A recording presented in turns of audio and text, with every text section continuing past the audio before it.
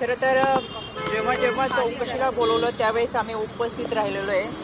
या अगोदर अनेक बातम्यांचा विपर्यास केला गेलेला आहे, चुकीच्या बातम्या पसरवल्यात, ते मला आवर्जून सांगायचं आहे। ज्यावेळेस मला आणि माझ्या फॅमिलीला बोलवलं गेलं, अगदी किंबहुना शिर्डी पोलीस स्टेशनमध्ये माझी बहीण आणि पुतण्या आम्ही सोशल मीडियाच्या माध्यमातून बातमी पाहिली आणि नोटीस मिळण्यापूर्वी 3 दिवस अगोदर गेलो होतो आणि पूर्णपणे सहकार्य आम्ही या तपास यंत्रणेला केलेलं आहे। मीनाक्षी, आवर्जून सांगायचं म्हणजे हे 11 ते 7 वाजेपर्यंतची ही वेळ आहे। याच्यामध्ये 4-4.5 तासाची चौकशी झाली। याच्यामध्ये जबाब नोंदवणं, टाईप करणं, लिहून घेणं, मधला लंच ब्रेक असा बराचसा काळ होता। पण त्यांचे जे काही प्रश्न होते त्या सगळ्या प्रश्नांची उत्तरं दिलेत आणि मी पहिल्या दिवशी जे सांगितलं होतं ते आजही सांगते। खरात प्रकरणामध्ये खराशी आमचा कोणताही आर्थिक व्यवहार नव्हता, कोणत्याही जमिनीमध्ये आम्ही पार्टनर नव्हतो, त्याच्यामुळे बाकीचे प्रश्न उद्भवत नाहीत। काय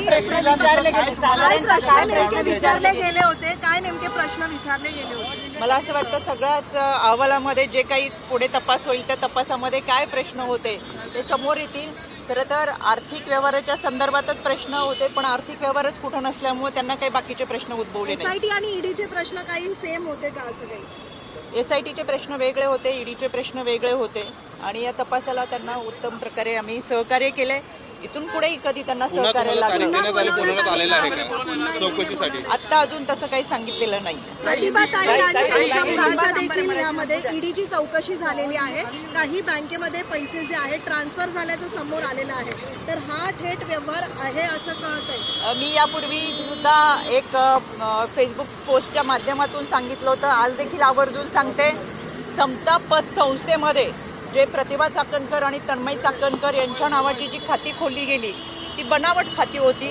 त्यामध्ये ही दोघं कधीही समता पत संस्थेत गेली नव्हती, त्यांना समता पत संस्था कोठे आहे हे सुद्धा माहीत नाही। त्याच्यामध्ये त्याचा OTP हा खरातकडे जात होता। त्या ठिकाणी या दोघांच्या सुद्धा या खात्यामध्ये कुठेही सह्या नव्हत्या आणि केवळ या दोघांचीच नाही तर जवळजवळ माझ्या माहितीप्रमाणे 125 ते 150 लोकांची बनावट खाती काढलेली आहेत। ज्या व्यक्तीला घरातून चालता सुद्धा येत नाही अशा लोकांची सुद्धा बनावट खाती ही समता पत संस्था आणि अजून एक पतसंस्था आहे त्याच्यामध्ये काढलेली आहेत। त्याच्यामुळे ही जी खाती आहेत ती खोटी आहेत। आमचा कोणताही आर्थिक व्यवहार हा खराशी संबंधित नाही आणि कोणताही जमिनीचा व्यवहार गुवाहाटीला तुमचा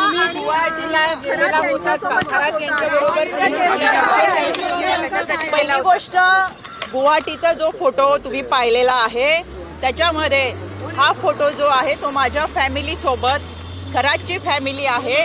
दुसरी गोष्ट, आम्ही खरात सोबत प्रवास केलेला नाही। खरात त्याच्या फॅमिली बरोबर अनेक ट्रस्टी मेंबर बरोबर दर्शनासाठी तिथे पोचल्यानंतर यापूर्वी माझ्या कुटुंबाने कधीही दर्शन केलेलं नव्हतं आणि त्यावेळेचा आमचा भाव असा होता की आपल्याला आपल्या गुरुबरोबर जर दर्शन करता आलं तो आध्यात्मिक भाव म्हणून आम्ही स्वतंत्र पुण्यावरून प्रवास करून गेलो होतो आणि तिथं सोबत आम्ही दर्शन घेतलं होतं। त्याच्यानंतरचा त्यांचा प्रवास त्यांच्या लोकांसमवेत होता। खरात अनेक लोकांबरोबर त्याच्या कुटुंबाबरोबर तिथे आलेला होता। त्याच्यामुळे आपण दर्शनाला अनेक ठिकाणी जातो, तो एक आध्यात्मिक भाव होता। 17 तारखेला अरेस्ट केल्यानंतर लक्षात आलं की तो आरोपी आहे। तोपर्यंत खरं तर आपण पाहताय अनेक क्षेत्रातील अनेक मान्यवर हे त्याला गुरु मानत होते, दर्शनासाठी जात होते। तीच आमची भावना होती आणि एक प्रामाणिक श्रद्धा आम्ही ठेवली होती, त्याच्यामुळे साहजिक तो एक श्रद्धेचा भाग होता।